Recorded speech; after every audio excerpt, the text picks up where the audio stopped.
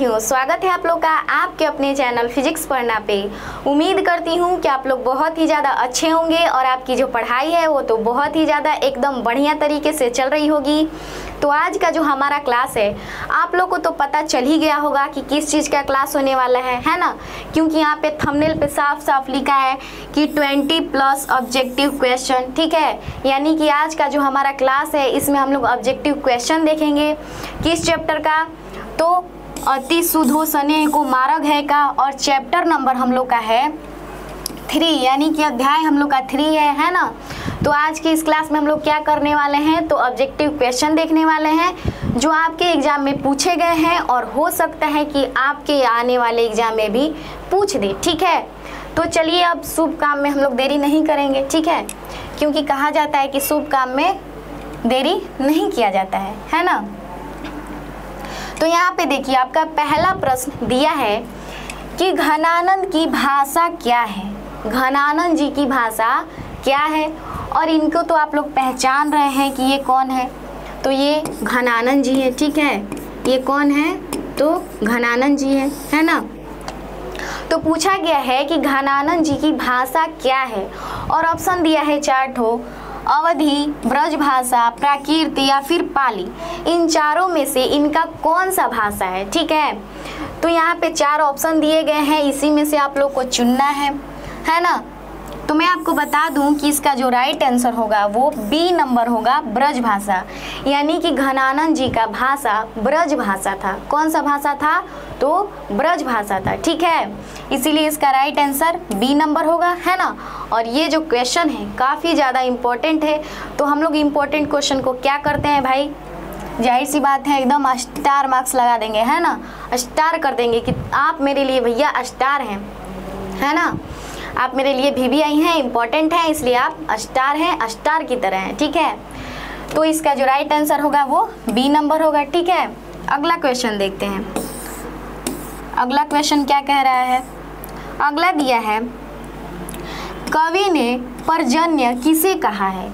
जो घनानंद जी हैं वो पर्जन्य किसे कहते हैं, है ना। और यहाँ पे देखिए, यहाँ पे भी फिगर दिया गया है। अब ये फिगर किस चीज़ का है आप लोग बताइए। तो आप लोग कहेंगे कि अरे कैसा कैसा आप क्वेश्चन पूछती हैं, ये भी कोई क्वेश्चन है? ये तो साफ पता चल रहा है, तो बादल है। क्या है जी? बादल है ना। तो आप लोग को यहाँ पे कहीं इसमें से बादल आप लोग को दिखाई दे रहा है क्या? तो आप लोग बोलेंगे बिल्कुल जी हाँ दिखाई दे रहा है, क्यों नहीं दिखाई देगा, है ना। तो इसका मैं आपको बता दूं कि इसका राइट आंसर भी सी नंबर होगा, बादल। और इसीलिए हम यहाँ पे फिगर भी दिए हैं बादल का, ताकि आप लोग को अच्छे से एकदम याद हो जाए कि इसका राइट आंसर बी नंबर होगा, बादल। यानी कि जो कवि यानी कि जो घनानंद जी हैं वो पर्जन्य किसे कहते हैं? तो बादल को कहते हैं। ठीक है, अगला क्वेश्चन देखते हैं। अगला दिया है, अति शुद्धो स्नेह को मार्ग है जही नेकु सयानप बाक नहीं। यह पंक्ति किस कवि की है? ये जो पंक्ति है वो किस कवि की है? यहाँ पे 4 ऑप्शन दिए हैं, गुरु नानक की, प्रेमघन की, रसखान की या फिर घनानंद जी की। तो आप लोग अच्छे तरीके से जानते ही हैं कि इसका जो राइट आंसर होगा वो डी नंबर होगा, घनानंद जी होंगे। ठीक है, यानी कि ये जो पंक्ति है वो कहाँ से ली गई है? तो घनानंद जी से ली गई है ना। यानी कि इस काव्य की रचना किसने किया है? तो घनानंद जी ने किया है। ठीक है, तो इसका राइट आंसर डी नंबर। अगला क्वेश्चन देखते हैं। आगे दिया है, घनानंद कवि हैं, यानी कि जो घनानंद जी हैं वो कैसे कवि हैं, है ना। ऑप्शन दिया है रीति मुक्त, रीतिबद्ध, रीति सिद्ध या फिर छायावादी। तो इसका आंसर कौन देगा? तो आप लोग देंगे इसका आंसर। कौन देंगे? आप लोग देंगे इसका आंसर। ठीक है, क्योंकि हम देखिए इतना सारा क्वेश्चन का आंसर बता रहे हैं, आप लोग कम से कम 1-2 का आंसर तो बता ही सकते हैं, है ना। इतना तो आप लोग का फर्ज बनता ही है। ठीक है, तो आप लोग इसका आंसर कमेंट बॉक्स में ज़रूर लिख के बताइएगा। और ज़्यादातर तो लोग कमेंट करते नहीं हैं, है ना। तो मैं आप लोग से कहना चाहूँगी कि आप लोग एक बार ट्राई तो कीजिए, है ना। ऐसा नहीं है कि गलती सही, गलती हो जाएगा, सही है हो जाएगा, ऐसा कुछ नहीं सोच रहे हैं। बस कमेंट में बताना है हमको, है ना। क्योंकि कहा भी जाता है कि जो व्यक्ति गलती करता है वही एक दिन आगे जाके सही करता है। मान लीजिए आप कमेंट में या फिर किसी से बोल दिए कि इसका आंसर कुछ दूसरा बोल दिए, गलत बोल दिए, है ना, तो वो आपको व्यक्ति बोलेगा कि नहीं ये इसका आंसर नहीं होगा, ये इसका आंसर होगा। तो अब आपको वहाँ पे दिमाग में बैठ जाएगा कि अरे सही बोल रहा है, मैं कैसे इतना लापरवाह हो गया, मेरे से याद नहीं हुआ, है ना। अब मैं इसको एकदम 100% याद करके रखूँगा और वो क्वेश्चन आप लोग को याद हो भी जाएगा, ठीक है। इसलिए गलती करने से घबराना नहीं है ना। जो आंसर आ रहा है दे दीजिए, क्योंकि जो व्यक्ति गलती करता है वही एक दिन सही भी करेगा, ठीक है। तो आइए अब हम लोग अगला देखते हैं, है ना। अगला क्वेश्चन दिया है कि मो असु वनिहि लय बरसो कौन कहते हैं। मो असु वनिहि लय बरसो कौन कहते हैं जी? रसखान जी कहते हैं, गुरु नानक जी कहते हैं, दिनकर जी कहते हैं, या फिर घनानंद जी कहते हैं। तो इसका जो राइट आंसर होगा इसका भी क्या होगा? घनानंद, यानी कि डी नंबर इसका राइट आंसर होगा, ठीक है। यानी कि घनानंद जी वर्ड बोलते हैं, ठीक है, अपने काव्य में ये बोले हैं। अगला देखते हैं। अगला है वियोग में सच्चा प्रेमी जो वेदना सहता है उसके चित्त में जो विभिन्न तरंगे उठती हैं का चित्रण किया है। यानी कि ये जो बोला गया है उसका चित्रण किसने किया है ना। तो घनानंद जी किए हैं कि अनामिका जी की हैं कि रेनर मारिया रिल्के ने किया है कि वीरेन डंगवाल ने किया है। तो इसका भी राइट आंसर क्या होगा?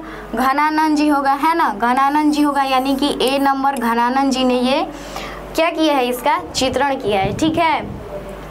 आगे देखते हैं अगला क्वेश्चन।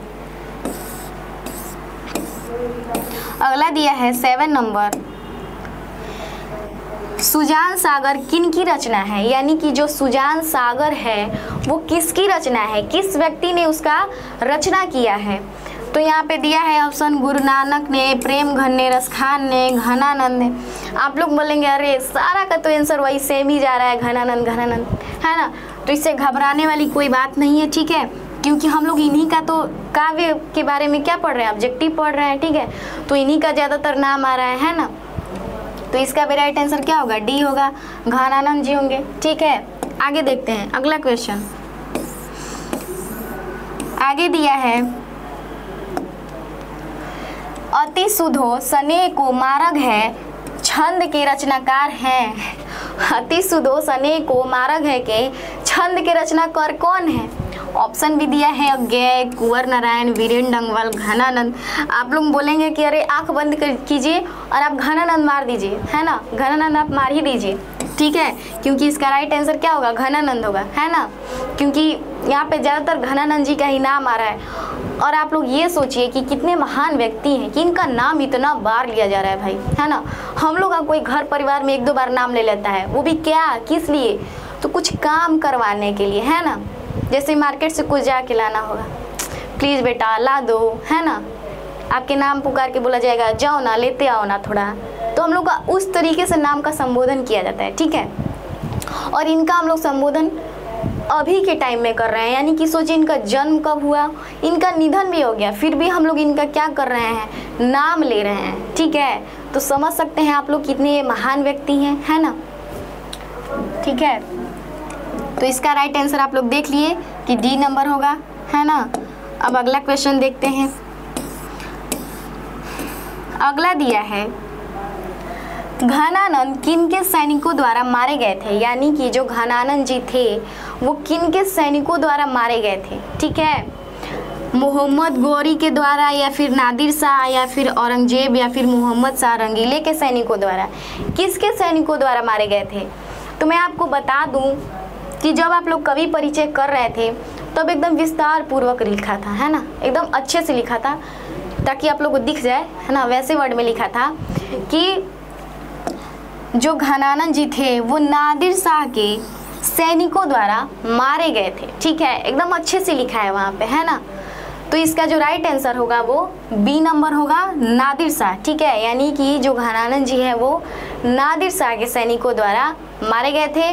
और अगर एग्जामिनर आपसे पूछ दे, आपके एग्जाम में क्वेश्चन डाल दे, तो आप लोग को घबराना नहीं है, बोलना है all is well, no tension, एकदम आराम से आंसर मार के आना है, ठीक है। अगला देखते हैं। अब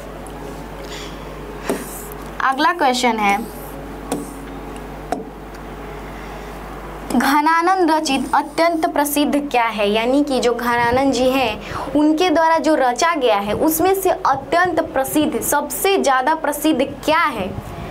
संगीत है, नृत्य है, नाटक है, या फिर सवैया और घनाछरी है? तो इसका राइट आंसर डी नंबर होगा, सवैया और घनाछरी। क्या होगा जी? सवैया और घनाछरी, यानी कि घनानंद जी का जो रचित है, क्या रचित है जी? अत्यंत प्रसिद्ध क्या है?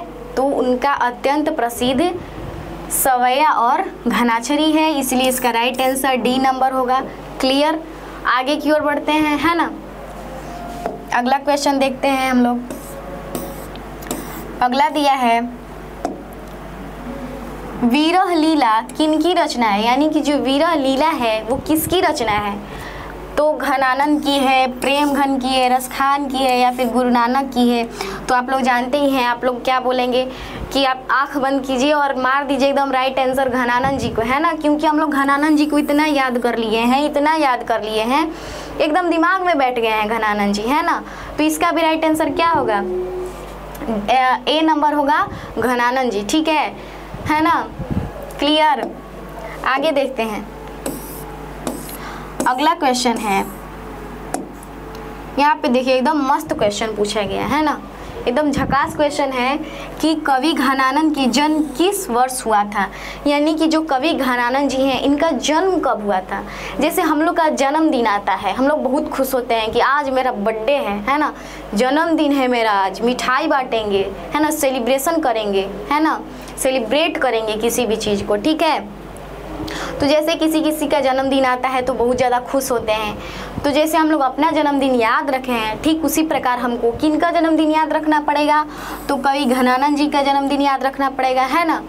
ठीक है, तो जैसे हम लोग का जन्मदिन आता है, जैसे मेरा जन्मदिन आता है 10 अक्टूबर को, ठीक है, तो वैसे ही आप लोग का भी जन्मदिन आता होगा कभी कभी। ठीक है, तो ऐसे ही जो घनानंद जी हैं इनका जो जन्मदिन है, यानी कि इनका जो जन्म है वो 1689 ईस्वी में हुआ था। कब हुआ था? तो 1689 ईस्वी में इनका हुआ था। ठीक है, जैसे आप लोग अपना जन्मदिन याद रखते हैं, ठीक उसी प्रकार इनका भी आप लोग को जन्मदिन याद रखना पड़ेगा। ठीक है, क्योंकि ये भैया महान व्यक्ति हैं और एग्जाम में ये क्वेश्चन पूछे जा सकते हैं। ठीक है, तो इनका जन्मदिन कब था? तो 1689 ईस्वी को, इसलिए इसका राइट आंसर सी नंबर होगा। ठीक है, आगे देखते हैं।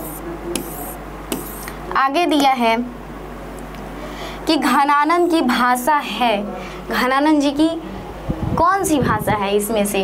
अवधी, ब्रज, खड़ी या फिर बुंदेल? तो इनकी जो भाषा है वो कौन सी है? तो इनकी भाषा है ब्रज भाषा। ठीक है, कौन सी भाषा है? ब्रज भाषा है, इसीलिए इसका राइट आंसर बी नंबर होगा, ब्रज। ठीक है, अब आगे देखते हैं। अगला क्वेश्चन 14 नंबर है। ठीक है, 14 नंबर दिया है कि सयानप शब्द का अर्थ है, यानी कि जो सयानप शब्द है उसका क्या अर्थ है? चिंतन, आत्मविश्वास, चतुराई या फिर टेढ़ापन? इसका आखिर अर्थ क्या हुआ, है ना। तो इसका जो अर्थ होगा वो चतुराई होगा। क्या होगा जी? चतुराई, क्योंकि आप लोग जब काव्य पढ़ रहे थे तो उसमें लिखा था सयानप, तो उसका जो अर्थ होगा वो क्या होगा? चतुराई होगा, इसीलिए इसका राइट आंसर सी नंबर होगा। ये मत सोचिएगा कि ये किताब से बाहर का क्वेश्चन है, जी नहीं, ये किताब का अंदर का ही क्वेश्चन है। यकीन नहीं है तो आप लोग मिला सकते हैं, बिल्कुल। ठीक है, तो इसलिए इसका राइट आंसर सी नंबर होगा। ठीक है, अगला देखते हैं। अगला दिया है 15 नंबर कि विराग होने पर कवि घनानंद कहाँ चले गए, यानी कि जो कवि घनानंद जी थे विराग होने पर वो कहाँ चले गए थे? अयोध्या चले गए कि काशी चले गए कि इलाहाबाद चले गए कि वृंदावन चले गए? तो जो घनानंद जी थे जब विराग हुए तो वो वृंदावन गए थे। कहाँ गए थे? वृंदावन, इसीलिए इसका राइट आंसर डी नंबर होगा, वृंदावन। ठीक है, कौन गए थे? तो घनानंद जी। क्लियर? अगला क्वेश्चन देखते हैं। अगला है, निम्न में से कौन प्रेम के पीर के कवि हैं, यानी कि प्रेम के पीर के कवि कौन है जी इसमें से? ऑप्शन दिया है गुरु नानक, रसखान, सुमित्रा नंदन पंत या फिर घनानंद। तो इसका जो राइट आंसर होगा क्या ही होगा, घनानंद जी होंगे, है ना। इसका right answer D number Ghananand होगा, ठीक है। यानी कि प्रेम के पीर के कवि कौन थे, तो घनानंद जी थे, ठीक है। अब अगला देखते हैं, अगला क्वेश्चन 17 नंबर दिया है कि निशाक शब्द का अर्थ है, जैसे हम लोग देखें वहाँ पे कि सयानप शब्द का क्या अर्थ है, तो चतुराई। तो ठीक उसी प्रकार जो निशाक है, आखिर इस शब्द का क्या अर्थ हुआ भाई, है ना। तो यहाँ पे ऑप्शन में दिया है शंका युक्त, शंका मुक्त, चेतावनी या फिर सच्चा मन। तो इसका भी राइट आंसर क्या होगा, तो शंका मुक्त होगा, यानी कि बी नंबर, यानी कि शंका से मुक्त, किसी भी प्रकार का कोई भी शंका न हो, उसी को क्या बोलते हैं, निशाक बोलते हैं। यानी कि निशाक का अर्थ क्या हुआ, तो शंका मुक्त हुआ, ठीक है।